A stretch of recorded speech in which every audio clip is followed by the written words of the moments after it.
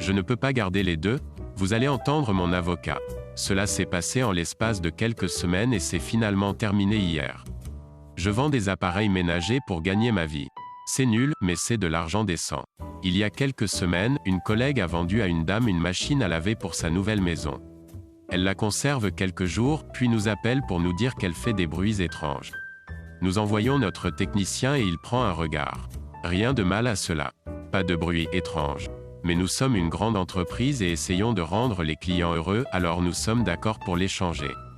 L'équipe de livraison s'y rend et commence à enlever l'ancien, c'est à ce moment-là que toutes les ruines de l'enfer perdent. Dame, pourquoi prenez-vous ma machine à laver? C'est le mien. J'ai payé pour ça. Livraison, oui, mais nous l'échangeons pour un nouveau. Nous prenons donc l'ancien que vous prétendez être brisé et nous l'échangeons pour un nouveau. Dame, ce n'était pas l'affaire. Je garde les deux pour le problème que vous m'avez causé.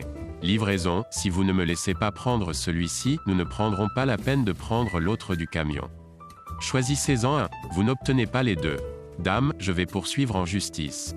Livraison, ok, nous partons. Lady appelle le magasin, elle est furieuse. La première chose qu'elle dit est « Je te poursuis en justice ». C'est tellement injuste. Directeur, nous avons déjà parlé à juridique. On nous a dit de ne pas vous contacter. Vous devez tout faire par le biais des procédures légales d'entreprise maintenant. Désolé, bonne journée. Dame, quoi, pourquoi? Je n'allais pas vraiment poursuivre en justice? Directeur, vous avez dit que vous étiez. C'est tout ce que nous avions besoin d'entendre. Contactez le service juridique avec le nom et le numéro de téléphone de votre avocat. Ils vous prendront en charge, _, merci salut. Madame n'a jamais appelé un avocat, jamais appelé le service juridique. Mais hier, elle a envoyé un courriel lui disant qu'elle apprécierait vraiment l'échange maintenant. Delivery rit. Le gérant du magasin rit. Elle n'a pas cette rondelle. Un inconnu complet a juste essayé de me glisser une pilule d'extase. Caissier pour une pharmacie de magasin bien connue ici. Nous sommes situés juste à côté d'une grande autoroute et nous rencontrons donc souvent des personnes de passage qui ont juste besoin d'aller aux toilettes. Un jeune homme est arrivé il y a une quinzaine de minutes, vêtu de vêtements très psychédéliques. _, je suis fan de vêtements similaires, alors nous avons commencé à parler. Il a dit qu'il devait juste aller à la salle de bain mais qu'il serait de retour. Un mec sort de la salle de bain quelques minutes plus tard et je lui donne le nom d'une entreprise de vêtements et de vêtements psychédéliques que j'aime bien. Le mec me regarde et dit « Merci pour le cadeau, mec ».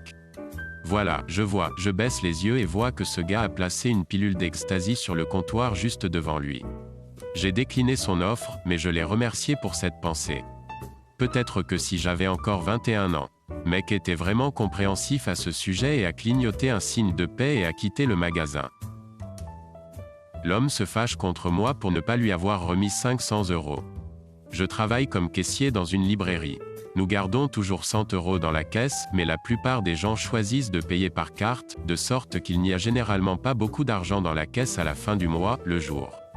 Il y a quelques semaines, un homme est entré dans le magasin et m'a interrompu pendant que je retirais des livres pour un autre client. Il a dit qu'il travaillait à proximité et que son chef voulait qu'il échange 500 € car ils étaient absents, des billets et des pièces plus petites. Il m'a demandé de lui donner 500 € de la caisse et il serait de retour dans un instant avec le billet de 500 € divisé différemment. Évidemment, j'ai refusé, je ne pouvais absolument pas laisser ce type sortir avec 500 € parce que ce serait à moi de le payer s'il le volait ou le perdait, et de toute façon, nous n'avions même pas ce montant dans la caisse. Quand j'ai dit absolument pas, il a élevé la voix et m'a réprimandé pour ne pas être utile et a essayé de me persuader de l'aider et il est devenu un peu agressif quand j'ai continué à dire non. Je suis heureux qu'il y ait beaucoup de monde dans le magasin à ce moment-là, sinon je ne sais pas s'il aurait aggravé la situation. 5 heures d'énergie égale médicaments. Je suis manager dans une station-service, dépanneur dans un quartier assez riche. Après avoir travaillé pour cette société pendant près de 5 ans, j'ai tellement de témoignages de clients fous que je pouvais écrire un livre. _, c'est le premier depuis un moment qui m'a fait rire, alors j'ai pensé faire mon premier post ici. Hier, un client arrive, se dirige vers le comptoir et prend un coup d'énergie 5 heures. Je la salue, elle m'ignore et louche sur la bouteille pendant environ 30 secondes, la retournant tout en lisant l'étiquette. Elle demande enfin, faut-il avoir plus de 21 ans pour acheter ces produits? À cause des mauvaises choses? Je lui ai dit que c'était destiné aux 18 ans et plus et que c'était surtout de la caféine et des vitamines du groupe B. À ma connaissance, je n'y ai jamais vraiment prêté attention. Elle dit, alors, ça te fait planer ou quoi? C'est de la drogue? Vitesse, j'en ai trouvé un dans la chambre de mon fils, il n'a que 19 ans, alors je ne sais pas comment il en est arrivé à ça.